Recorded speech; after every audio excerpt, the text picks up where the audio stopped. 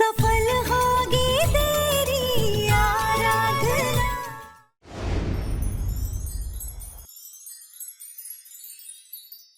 एक बात हमारी समझ में नहीं आ रही है, ये लड़की आरती अपनी तस्वीरें कैसे नहीं पहचानी? अगर आरती ने अपने बचपन की तस्वीरें नहीं पहचानी तो इसका मतलब यही हुआ कि वो लड़की आराधना ही है। लेकिन हमारा जो डिटेक्टिव है उसने तो हमसे यही कहा था कि वो लड़की आरती ही है और वो उसी गांव में पली है। और सच क्या है इसका पता हम कैसे लगाएं? होल्ड ऑन मॉम, अब कुछ भी पता लगाने की कोई जरूरत नहीं है। और मैं तो आपको स्टार्टिंग से ही बोल रहा हूँ कि वो लड़की आराधना ही है। तुम पागल हो गए हो क्या? हा? क्या पूरा गांव हमसे झूठ बोल रहा है? हा? कितनी बार तुम्हें समझाए कि आरती और आराधना में जमीन आसमान का अंतर है। फ्रैंकली मॉम, आप क्या बोल रहे हो ना, मुझे कुछ भी समझ में नहीं आ रहा। और वो लड़की आराधना ही है, लेकिन इस बात पे श्योर होने के लिए हमें डेफिनेटली कुछ ना कुछ करना पड़ेगा।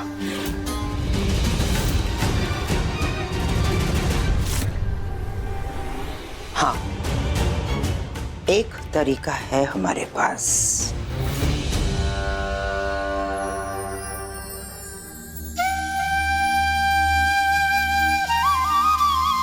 दादी, वो आराधना भाभी नहीं है।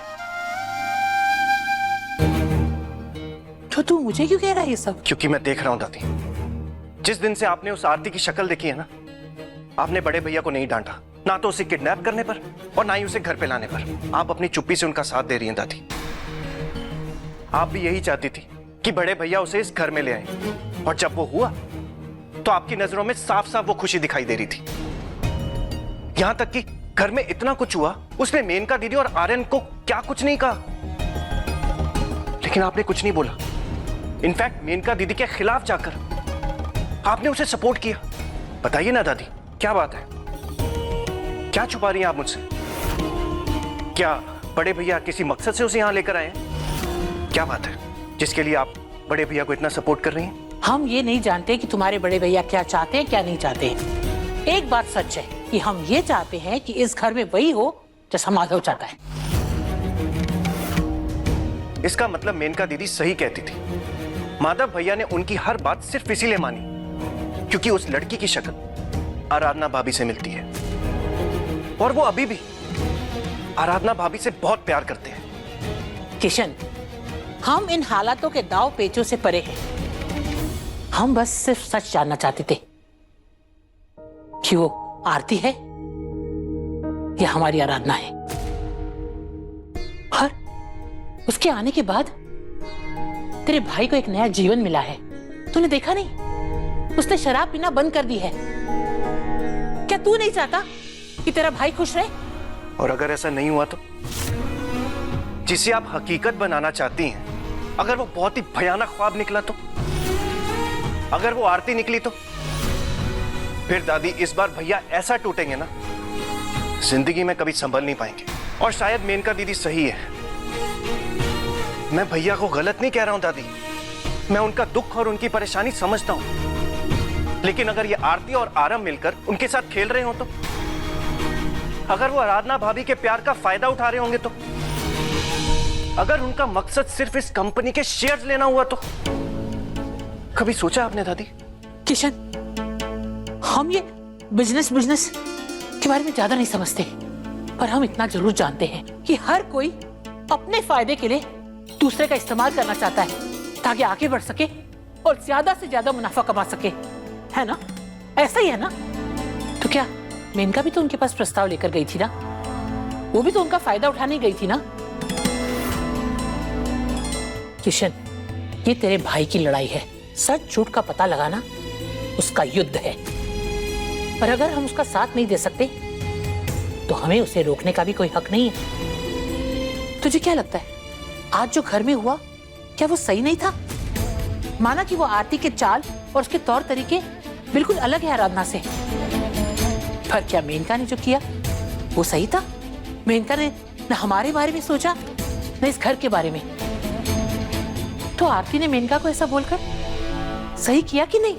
मैं मानता हूं दादी, इस घर को आराधना भाभी की बहुत जरूरत है। लेकिन मेनका दीदी पिछले 5 महीने में बहुत बदल गई हैं। इसके बारे में हमने कभी बात नहीं की, लेकिन महसूस जरूर किया।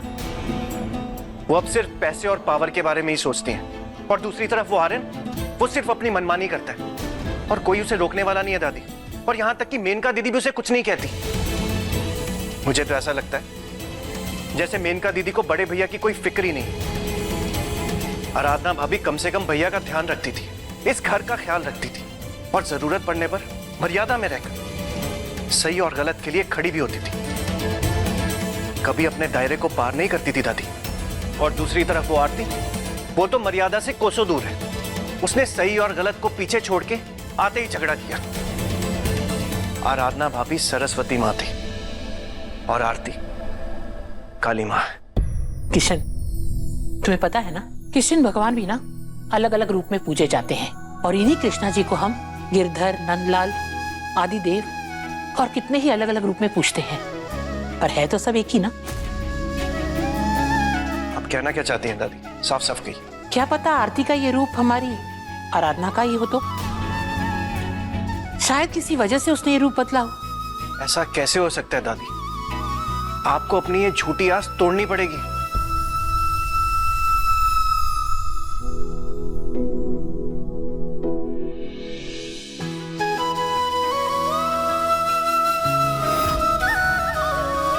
जो हो नहीं सकता वही भगवान करता है। जय कृष्ण कन्हैया लाल की।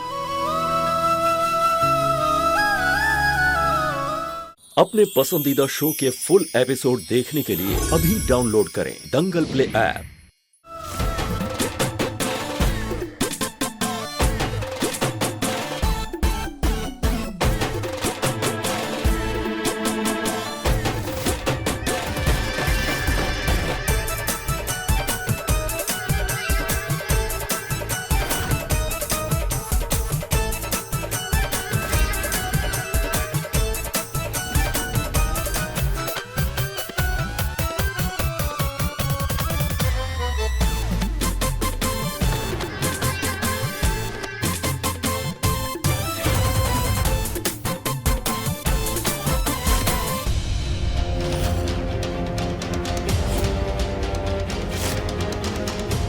विनायक!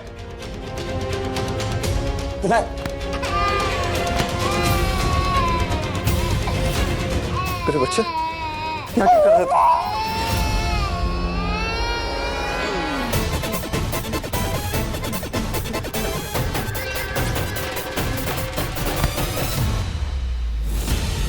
होश में तो हो तुम?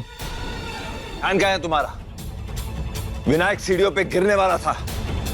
अरे इतनी लापरवाह मां हो तुम, जरा भी अक्ल नहीं है तुम्हें? अभी बच्चा गिर जाता तो? क्या?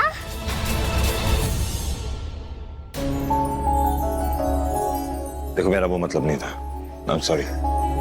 मैं जानता हूं तुम उसकी मां नहीं हो, लेकिन एक औरत तो हो ना। तो अगर बच्चा तुम्हारे सामने है, तुम्हें दिख रहा है कि वो सीढ़ियों से गिरने वाला है, कम से कम उसे संभाल तो सकती हो ना। कहां गई तुम्हारी इंसानियत? पहली बात तो हम यहाँ डांस कर रहे थे, तो हमें ये नहीं पता था कि विनायक यहाँ है। और दूसरी और सबसे जरूरी बात, मैं इसकी माँ नहीं हूँ और ना ही ये मेरी जिम्मेदारी है। तो फिर आप मुझ पर क्यों बरस रहे हो? अरे जाकर उन लोगों को बोलो ना जिसे इसे संभालने की जिम्मेदारी दी हुई है। एक बार ये तो सोचो कि कैसी जिम्मेदारी निभा रहे हैं यार वो लोग। उन लोग को ये भी नहीं पता कि विनायक यहाँ टेरेस पर आया हुआ है।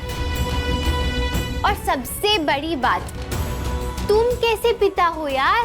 मतलब तुमको पता ही नहीं है कि तुम्हारा बच्चा कहाँ है और क्या कर रहा है। और तुम्हारे बच्चे को संभालने की जिम्मेदारी मेरी कब से हो गई? तुम सही कह रही हो आराधना। सॉरी आरती।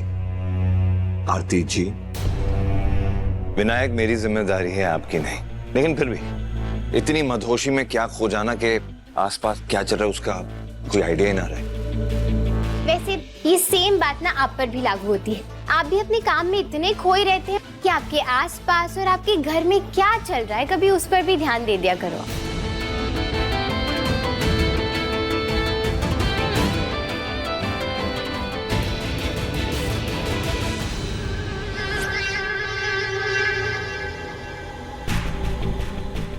तुम सही कह रही हो। बच्चे का पिता मैं, विनायक तो मेरी जिम्मेदारी है। मेरे घर वालों की, ना कि तुम्हारी। मेरे घर में क्या चल रहा है उसका भी ध्यान मुझे अच्छी तरह रखना आता है।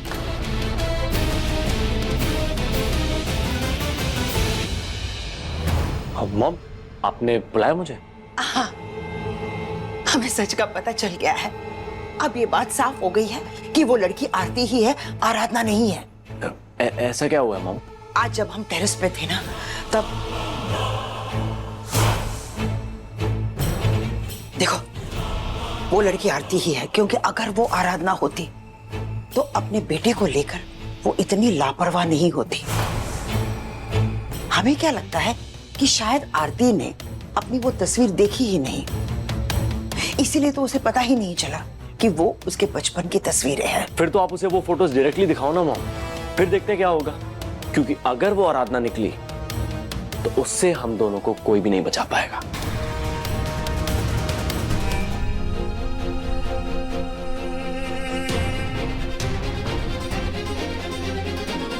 दरअसल कुछ वचन लेना चाहता हूँ। मैं अग्नि को साक्षी मानकर तुम्हें यह वचन देता हूँ आराधना, कि आज से सिचुएशन चाहे जो भी हो, मैं हमेशा तुम्हारा साथ दूंगा। तुम्हारी हर आराधना को सफल करने की पूरी कोशिश करूंगा। तुम्हारी हर मुसीबत के सामने ढाल बनकर खड़ा रहेगा ये माधवदास भारद्वाज। तुम्हारे हर जख्म का मरहम बनूंगा, और जब तक मैं हूं आराधना, तुम्हारी खुशियों को कभी नजर नहीं लगेगी। ऐसा हो सकता है कि शायद तुम मुझे भूल जाओ आराधना, लेकिन मेरा प्यार इतना कमजोर नहीं कि मैं तुम्हें भूल जाऊं। बल्कि मेरा प्यार मेरी कमजोरी नहीं, मेरी ताकत है, और मरते दम तक मैं अपने प्यार को निभाऊंगा। इसीलिए आप अपने आप को गम की गहराइयों में डुबाते जा रहे हैं, और जिससे आप ताकत कह रहे हैं, असल में वो आपको अंदर से खोखला बना रही है और आपको जिंदगी की हर खुशी को जीने से रोक रही है। क्यों इस तरह से आप अपने आप को बर्बाद कर रहे हैं? इसीलिए ताकि आप मुझसे मिल सके। क्या सोच रहे हैं आप कि ये आपके दिल की आवाज है, या फिर मैं उस दुनिया से आकर आपसे बात कर रही हूँ?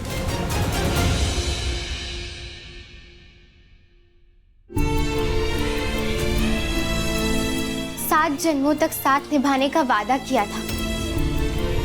आप क्यों ये मानने को तैयार नहीं है कि किसी के भी चले जाने से जिंदगी थम नहीं जाती है?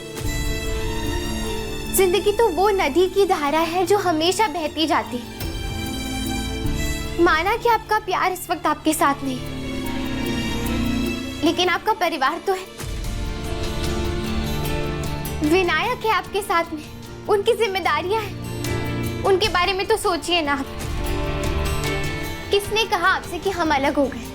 हम हमेशा साथ रहेंगे, आपकी हंसी में, आपकी खुशी में, आपकी मुस्कुराहट में।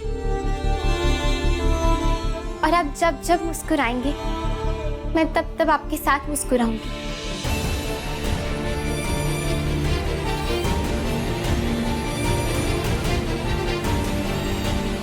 आराधना, ये तुम ही हो ना? हाँ, ये मैं ही हूँ। मुझे आना पड़ा वापस। क्यों कर रहे हैं आप ये सब? मैं नहीं देख सकती आपको इस हालत में। आप क्यों ये बात मानने को तैयार नहीं है कि मैं चली गई? और विनायक, विनायक की क्या गलती है? उसे किस बात की सजा दे रहे हैं हम? क्यों आपने विनायक को एकदम अकेला छोड़ दिया है? मैं विनायक को इस हालत में नहीं देख सकती। नहीं जा पाई मैं आपको छोड़कर।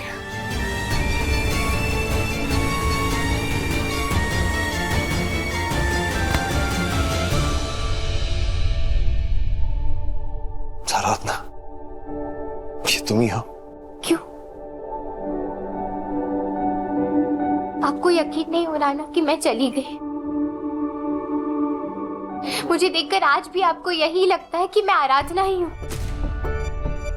लेकिन अब बस, बहुत दिखावा कर लिया, बहुत झूठ बोल लिया, अब और नहीं। आपकी ऐसी ये हालत में और नहीं देख सकती। मैंने बहुत कोशिश की छुपाने की, लेकिन आप मानने को तैयार ही नहीं थे। और तो और आप मुझे इस घर में भी वापस लेकर आ गए। मैंने हर कोशिश की नजरअंदाज करने की, लेकिन फिर विनायक के साथ जो किया। क्या करता? आपके प्यार ने मजबूर कर दिया मुझे आपके सामने आने के लिए, और वो सच जो मैं इतने महीनों से सबसे छुपाते आ रही हूँ वो बताने के लिए। इसीलिए आज मैं आपके पास आई हूँ वही सच कबूल करने के लिए। कौन सा सच? और इतनी देर लगा दी तुमने मेरे पास आने के लिए, तो मुझे भूल गई थी आराधना।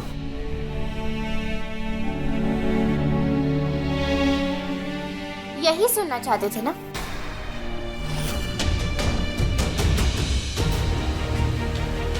मुझे पता था कि मेरे लाख बार समझाने के बाद, मना करने के बाद भी तुम समझने को तैयार ही नहीं होंगे कि मैं आरती हूं, ना कि आराधना।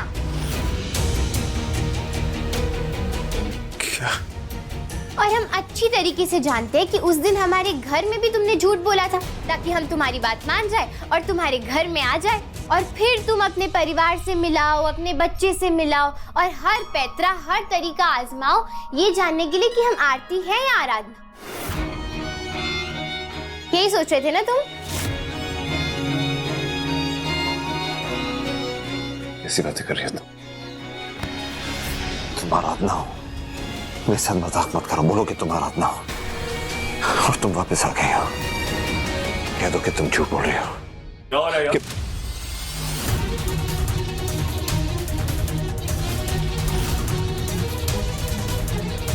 क्या हो रहा है ये सब? तुमको जो करना है कर लो, जो चाल चलनी है चल लो, लेकिन आखिर में तो तुम्हें यही सच अपनाना पड़ेगा कि हम आरती हैं, आराधना नहीं। इतना घटिया मजाक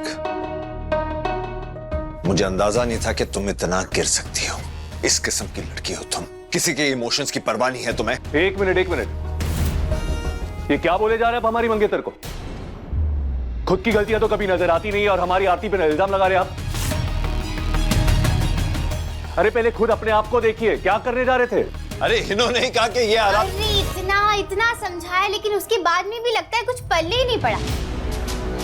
मतलब आपके कान तक आकर वहीं से निकल गई बात, दिमाग में कुछ गया ही नहीं। आप अभी भी मुझे आराधना ही समझ बैठे हैं। हाँ। क्या कर रही हो तुम? क्यों कर रही हो? सच उगलवाने के लिए, क्योंकि तुमने दोस्ती का हाथ आगे बढ़ाया था ना, तो हम वही देखना चाहते थे कि ये वाकई में दोस्ती है या फिर तुम फिर से यही साबित करना चाहते हो कि हम आराधना है। 2 दिन हो गए हैं हमें यहाँ आए हुए, लेकिन अब तक के ना ही पेपर्स पे सिग्नेचर्स हुए हैं और ना ही कोई मीटिंग हुई है। क्यों? तो बताओ एम, क्यों अब तक कुछ नहीं हुआ? अगर तुम ये मान चुके हो कि हम आरती ही हैं, तो अभी तक के साइन क्यों नहीं हुए हैं? एग्जैक्टली, और वही बात करने के लिए हम यहाँ आए थे। अरे 2 दिन से आपके घर में रह रहे, मिल लिया आपके घर वालों से, कंपनी वालों से मिलना है तो आज अभी मिल लेते ना उनसे भी। क्या बात है माधव जी, इस डील को आप इतना क्यों डील दे रहे? कहीं ऐसा तो नहीं है कि डील का बहाना बनाकर आप आरती की सच्चाई जानने के लिए हमको बुलाए यहाँ पे? मकसद क्या है आपका? क्यों बुलाया हमको यहाँ? क्यों रुका रहे अपने घर पे? देख लो, इनके दिल को अभी भी ऐसा ही लगता है कि हम आराधना है, आरती नहीं। खैर, हम तो बता दे रहे हैं कि अब उस ब्राउन से बोरिंग वाले कमरे में हमसे और रहना नहीं हो पाएगा। 2 दिन तो हो चुके हैं, बस 8 दिन और गुजारने हैं हमें वहां पर। उसके बाद हम दिल्ली जा रहे हैं अपने दिलजीत के कॉन्सर्ट। क्या कुछ नहीं करना पड़ रहा है हमें दिलजीत से मिलने के लिए। 8 दिन और उस बोरिंग कमरे में रहना पड़ेगा, लेकिन कोई नहीं, अपने दिलजीत से मिलने के लिए हम उस रूम में एडजस्ट कर ही लेंगे। क्या बकवास कर रही हो आरती? इतना सीरियस टॉपिक चल रहा है यहाँ पे और तुमको कमरे की पड़ी है? जिस तरीके से आरती जी ने ये जो हुलिया बनाया है अपना, जिस तरीके से वो मुझसे बात कर रही थी, क्या आपको लगता है ये सही है? इरादे तो आपके भी नेक नहीं लग रहे हमको। आपके इस चेहरे को देखा, जिस तरह से आप घूर रहे थे ना हमारी मंगेतर को, फिर उसको छूने की हिम्मत की आपने। इसका तो एक ही मतलब है ना माधव जी कि आप इसको आरती नहीं, अभी भी अपनी पत्नी आराधना मान रहे हैं। देखिए, हम समझ गए कि डील का बहाना देकर आपने हमको यहां बुलाया, लेकिन अब बस अब हम आपकी जाल में फंसने नहीं वाले। हमको डील करनी है आज, अभी, इसी वक्त। जी बिल्कुल। मेरी ऐसी परवरिश नहीं कि किसी के साथ मैं खिलवाड़ करूं, लेकिन जो सिचुएशन बनी है यहां पर अभी अभी, शायद मेरी जगह आप भी होते तो वैसे ही रिएक्ट करते। संभाली आपकी मंगेतर है ना ये। हाँ, मैं कमजोर पड़ गया था, लेकिन इनको देख के कोई भी कमजोर पड़ जाता, क्योंकि ये आराधना लग रही है, उसके कपड़े पहने हुए हैं, उस तरीके से बाल बनाए हुए हैं अपने, उस तरीके से मुझसे बात कर रही थी। कमाल है, मतलब आपकी मंगेतर है, इतना तो कंट्रोल आपको उन पर होना चाहिए। आराम फिर पलट के अगर कोई रिएक्ट करेगा तो उसकी गलती कहां से हुई? दंगल एक्सप्रेस चैनल को सब्सक्राइब करिए। हाँ, और रही बात आपकी डील की, तो वो तो आपके लिए लाजमी है, आपको मिलेगी। वो जो डील है, वो कॉन्ट्रैक्ट है, आपको मिल जाएगा। बोर्ड ऑफ मेंबर्स को मिलना था ना, ठीक है, आज ही पेपर्स आपके पास होंगे। आप चाहे तो आप कंपनी के मेंबर्स को मिल लीजिए। वैसे तो हफ्ते के एंड में मैं चाहता था कि आप बोर्ड ऑफ डायरेक्टर्स को मिले, बल्कि मैंने आपके लिए एक पार्टी भी रखी थी। मैंने सोचा कि एक ही छत पे सब लोग होंगे, थोड़ा सेलिब्रेट करेंगे, डील साइन करेंगे। लेकिन एक चीज आप जरूर जान लीजिए, ये सिर्फ एक पार्टी नहीं थी, हमारी तरफ से आप दोनों के लिए एक सगाई का तोहफा भी था। हाँ, लेकिन अगर आपको फिर भी लगता है कि आपको आज ही अभी कोई डिसीजन लेनी है, जाना है, तो कंपनी मेंबर्स की एक मीटिंग में बुला लेते हैं, मिल लीजिए उनसे। ठीक। वैसे आपके इस प्लान के बारे में हमें पता नहीं था। No problem. जब प्लान के बारे में कुछ पता नहीं था तो बात ही खत्म हो गई, लेकिन मेरे प्लान पे उंगली उठाने से पहले जरा अपनी मंगेतर को कंट्रोल कीजिए तो बेहतर होगा। रेपुटेशन का सवाल है, दोबारा अगर ऐसी हरकत हुई तो शायद ये भारी पड़ सकता है।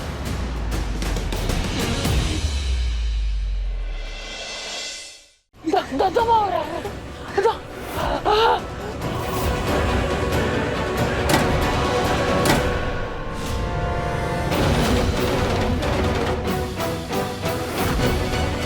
दादी आप ठीक है? तुम आराधना हो ना? तुम्हें कैसे पता कि ये पंप इस पेटी में है? अभी सब्सक्राइब करें हमारा चैनल और पाएं अनोखा बंधन के सारे शानदार एपिसोड्स